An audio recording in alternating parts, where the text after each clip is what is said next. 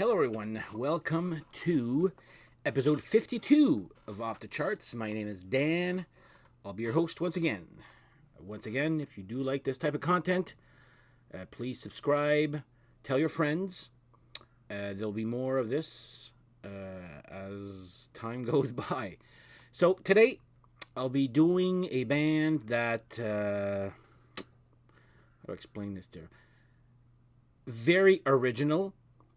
I liked them when they first came out, but it took me a while until I started loving them. I blame my cousin Mel and her friend Rob at the time. When I was living with her, she had, I guess, gotten a video cassette or with all their videos and all that. So we watched it, and I was like, "Wow, this is actually pretty good." Like, it's not, and of course, we're all familiar with. Anyway, we'll talk about that later on there. But yeah, I've got all their albums now. I don't think they've made a dud. Some of them don't talk to me as much. But anyway, we'll find that out there as it goes along. So before we start, cheers once again.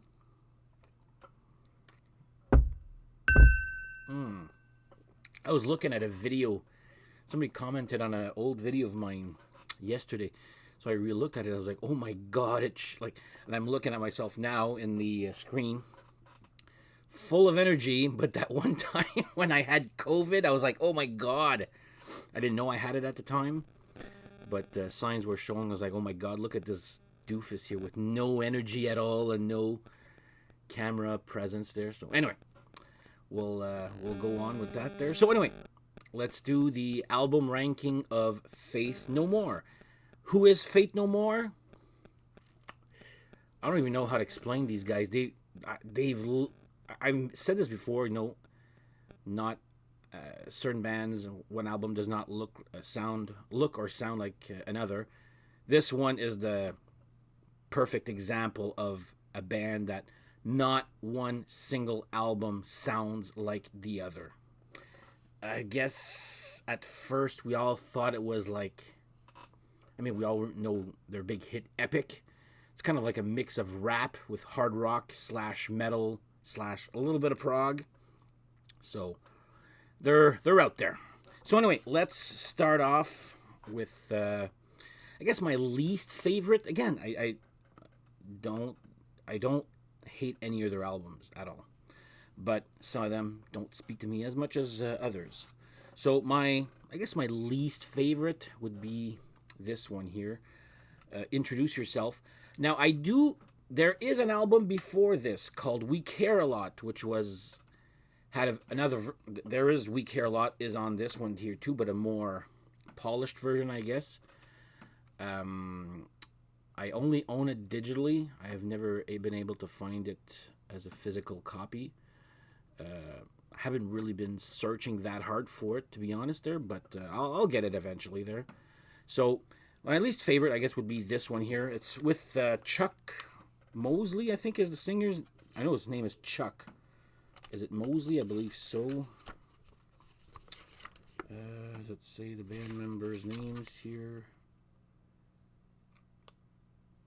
Anyway, correct me if I'm wrong. Is it Chuck Mosley? I think so.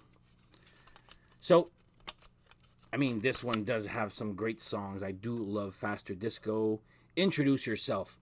Man, I kind of learned, I'm not very good at it there, but learned how to slap the bass just by playing to Introduce Yourself. Love that song. And of course, We Care a Lot. I love that song too. The rest, it's good. Just like I said, it's not as good as other stuff there. So anyway, I'm putting this number 6. So yeah, they have, 6 albums. Again, 7 if you count the one before this called We Care a Lot, but it's some songs off of We Care a Lot appear on this one here. So there you go.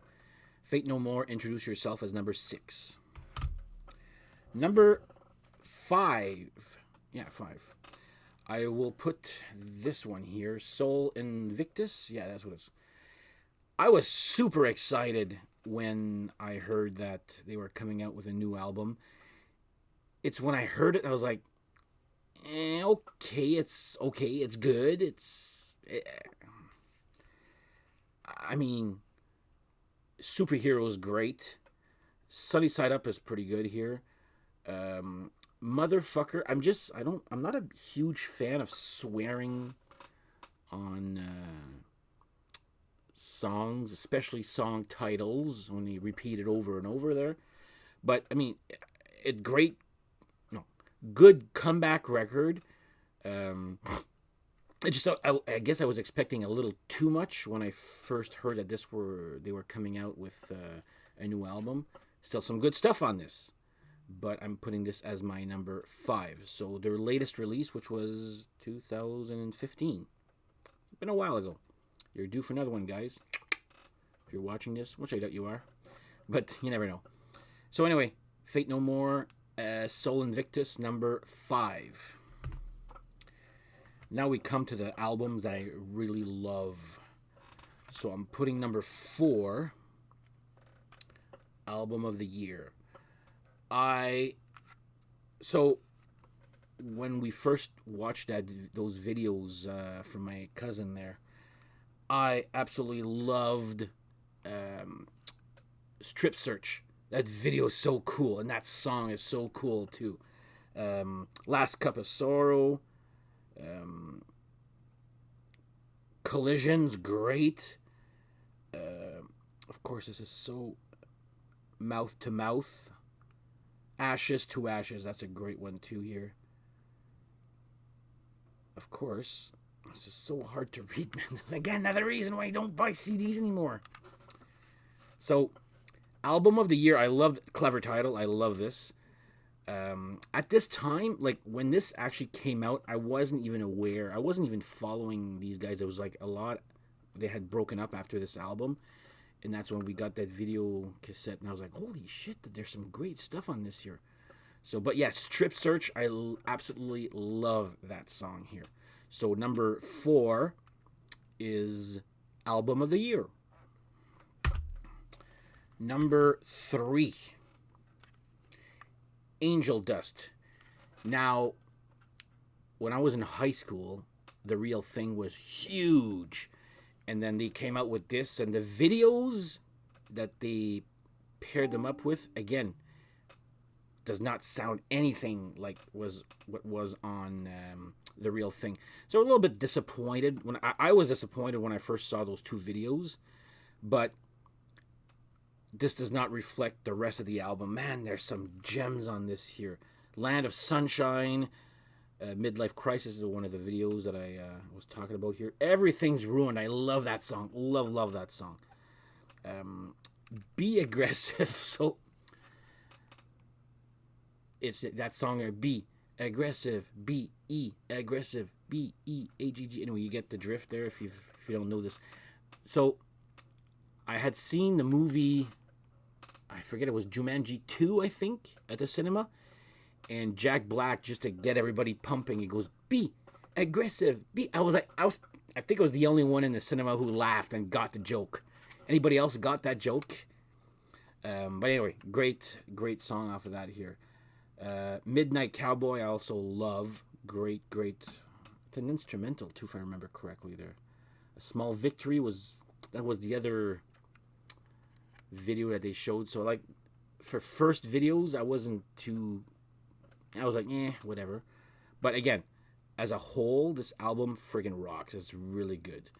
Completely different from the one before that, again, which was the Real Thing. So number 3, I am putting Angel Dust.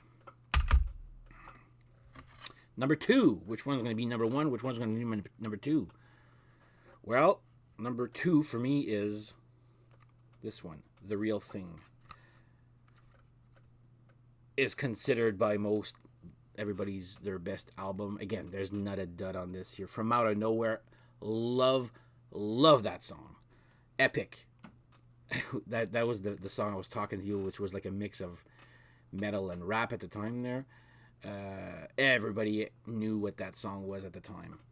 Falling to Pieces, I kind of got a little tired of hearing. Surprise You're Dead, love that song. Zombie Eaters, love that. Woodpecker from Mars, that's a great one. They do a really, really good version of War Pigs, by the way, on this here. So this was Mike Patton's first shot at the mic. I guess he was a new guy in this, and boy, did they skyrocket in popularity when this came out here. Still remember those 3 videos. They were just like, wow. So yeah, the 3 video. Well, there was more videos there, but the 3 popular ones was From Out of Nowhere, Epic, and Falling to Pieces. So number 2, I am putting The Real Thing. So you might have guessed which is my favorite, which would be King for a Day, Fool for a Lifetime. I think is the, Fool for a Lifetime. A lot of people just says King for a Day right here. But anyway, King for a Day, Fool for a Lifetime, Get Out, Ricochet, Evidence. Man, I used to play bass when I used to live with my cousin. I learned that song on the bass. It's such a calm, I don't know how to explain it there. Calm, peaceful little song, but fun to play on the bass. The Gentle Art of Making Enemies. That is heavy as shit, man. But the lyrics are hilarious. I love this song here. Star 80 is good. Cuckoo for Kaka. Again, dumb, weird title there. But the guitar riffs on this, holy fuck, they're good. Really good. Ugly in the Morning. That's another one that I love. Again, these deep cuts is what I love the most about Fate No More's albums. There, apart from a couple singles here. Which one? Digging the Grave is another good one here too. King for a Day. That's a great song here. But yeah, this. If I want to listen to some Fate No More, because I didn't.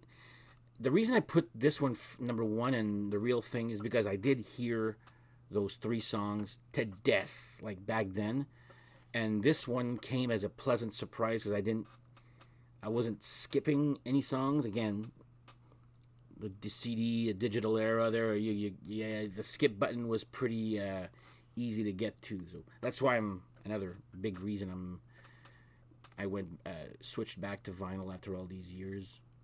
So sorry. This little burp here going on. Maybe I'll cure it with this here.